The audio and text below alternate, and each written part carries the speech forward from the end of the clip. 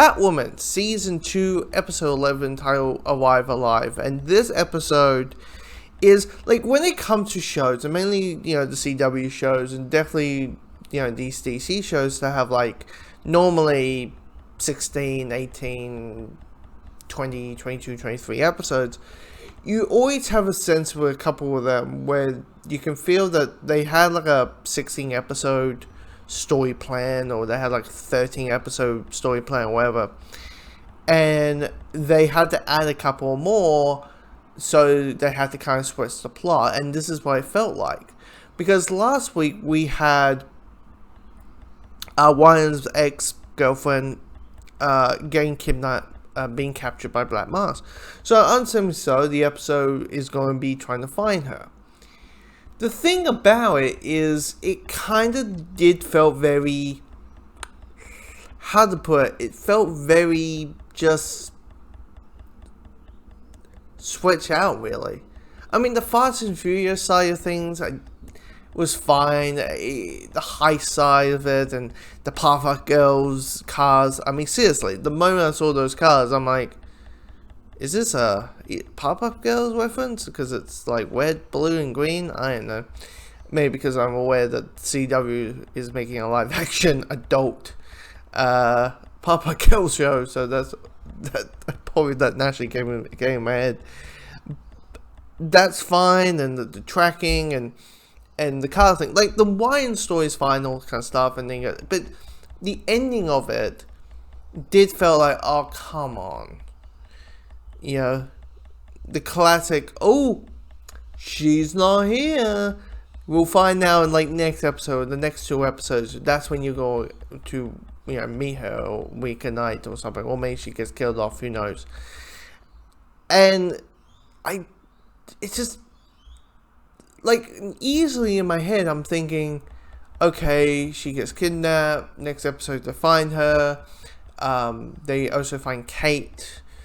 Then they have an episode of like, oh, it's Kate, how she's alive, what's going on, all kind of stuff, and then you stop Black Mask, and that's your season. That's like 2-3 episodes, but it felt very switched out, and there's also storylines with other characters that I don't give two shits about.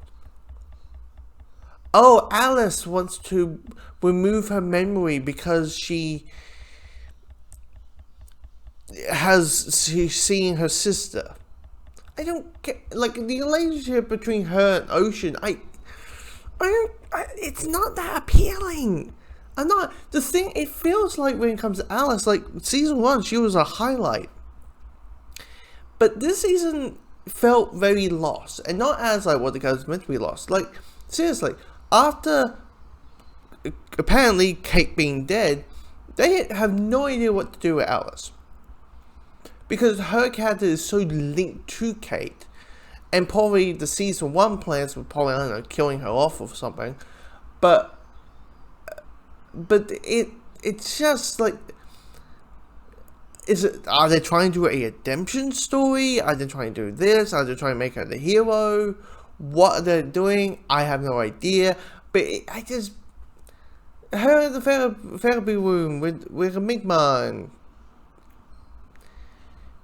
I mean, seriously, there's some parts of me that, like, season 3, do I watch? Do I entice myself? How much of a Batman fan am I to go through this? This, like, find this mediocrity. By the way, there's a Mr. Bloom Easter egg in there. Mr. Bloom is like a Batman villain that came out, 2015 or something? Who has like a massive, who's like a basically the best way to describe him is he looks like Slender Man with a flower on his head. That's essentially what he is. But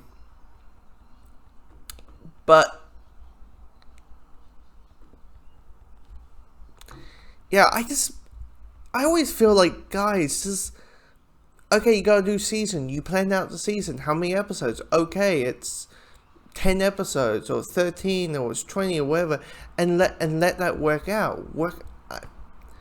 Let the showrunners make the story they want to tell, and make them have the enough amount of episodes to tell that story, not switch the story or shorten the story because they don't have many, because of there's a must mandate of how many episodes. I never really understand that. I really don't. It's because this episode, it's fine, but you can kind of feel the story getting swept.